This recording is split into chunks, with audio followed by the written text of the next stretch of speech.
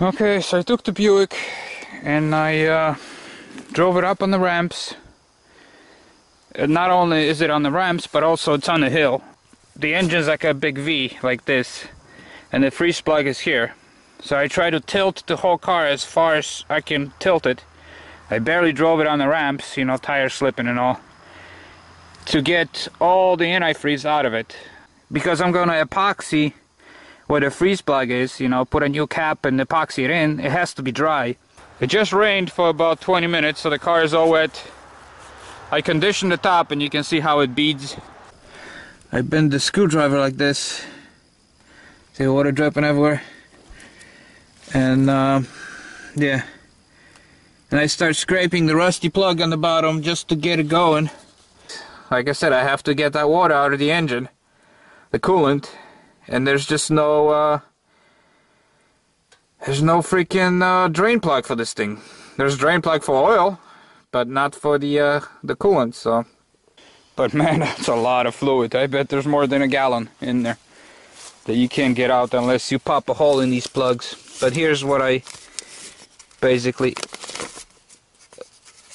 little stainless steel plate like that. I sandblasted one side so it's nice and clean and porous. So the JB Weld epoxy will stick to it. And basically you have, I have two of them. So you have a round hole, but then where the hole is around it, it's nice faced. Actually, when they make the engine blocks, they face that, because that's how they mount the engine block to bore the holes for the cylinders and then everything else. So it's actually nice flat face. See if my water has stopped dripping.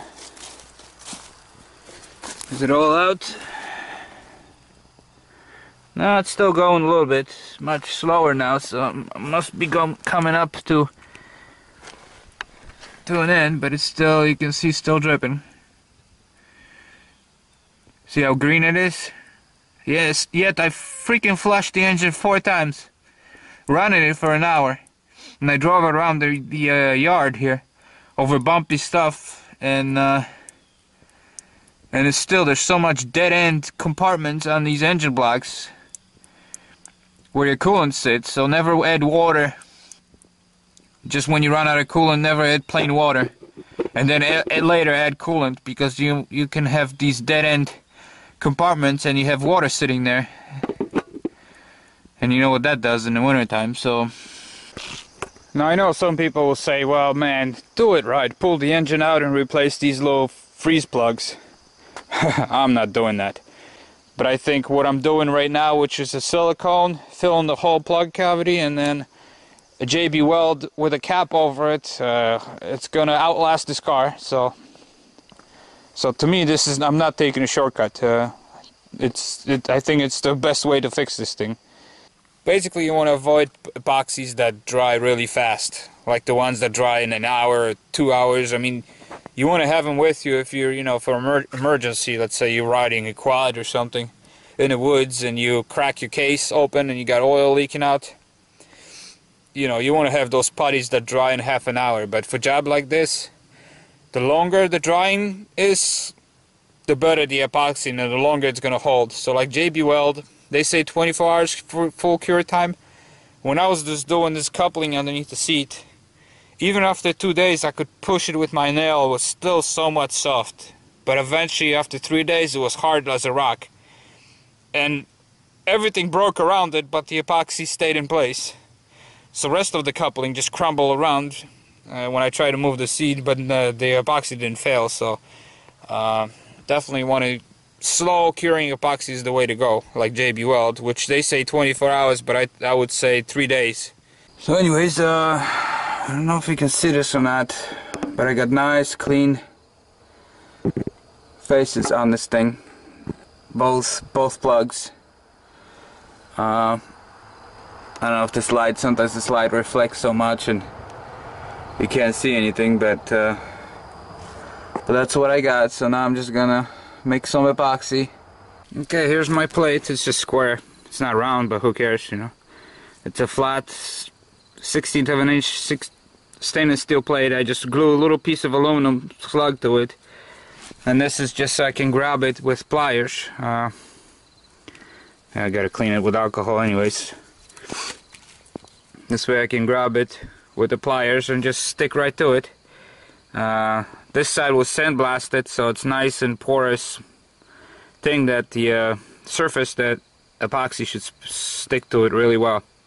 So here it is, all epoxied in. Hope you can see this. Now I have some junk I had to glue, a nut and some other piece of aluminum with some crazy glue to these plates, just so I can use pliers to have something to grip these plates when I had them covered with epoxy and shove them in there, because like I said, I have only about I can only squeeze 2 fingers in there, and I can't even reach and touch these freeze plugs, which makes it difficult to fix this whole thing. You know, now I got a piece of foam stuck to it, which doesn't bother me. I'll scrape that off. It just stuck to the epoxy, and the reason for that, I had to shove big foam blocks in there, you know, like a sponge to hold these plates in place. Otherwise they kept sliding because the epoxy's kind of runny. You know, it's JB Weld, so when you mix it up, it's not like a putty where you can place it, it sticks in place. This thing wants to kind of slide. These 2 plates kept sliding down, so I had to shove pieces of foam in there just to keep them in place. But actually I just grabbed the mirror and looked all the way around, and it's all the way around nicely sealed. So this will outlast the car. You know, everything else will freaking break, but not this thing. So I know it looks kind of stupid. Looks like a stupid fix, you know, but it sure beats pulling the engine out than separating transmission and the engine. I mean, you look at it, I don't have the crane, I don't have the engine lift, so I would have to rent things, and on these cars, most of the time people actually lift with a crane the entire car, because these engines are mounted on this subframe here and a transmission, so it's actually easier. This is not a frame of the car you're looking at here, it's actually a subframe that it's attached to the body of the car. And everybody who ever works on these 3.8 liter engines, they just drop them on the ground and then they lift the whole car up. You know, I have no way of doing that, so that's why I decided to fix this thing. Like I said, it's a funny looking fix, but it took me, maybe not even an hour. I don't think I spent, maybe total of an hour to do this, and I know this is good for 50 years. Because this epoxy is crazy strong, and like I said, I filled the rust plug first with silicone, and then on top of that I got this plate with epoxy. There's no way this thing can ever leak.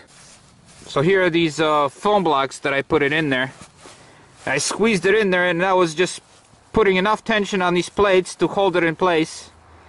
And this thing was jammed between transmission and engine block, you know, pushing on these plates, so that worked really well. And as you can see here, some of the foam got stuck to epoxy when I ripped it off, but no big deal. And this was my my spatula that I taped 80 grit paper on it, and that's how I sanded off the where those freeze plugs is. That's the face of it, which was actually coated with engine paint. So I sanded it nice and flat to bare metal, just so the epoxy sticks to it. And obviously, this was the pliers I used to grab these little nut and a piece of aluminum and glue to these plates, because otherwise, you know, if you try to grab a plate like that, you can't do it. So I use these pliers to shove them in there, but like I said, I can't reach in there.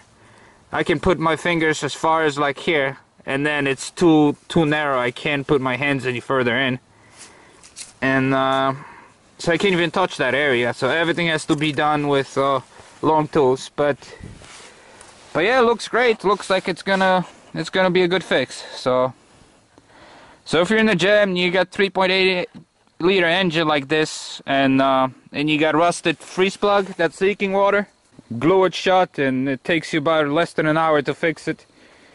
And it sure beats pulling the engine and transmission out, because that would be a freaking nightmare. Because like I said, you have to drop the tranny and engine down and lift the whole car up. And I have no equipment to do that, so this is going to be good enough. So thanks for watching.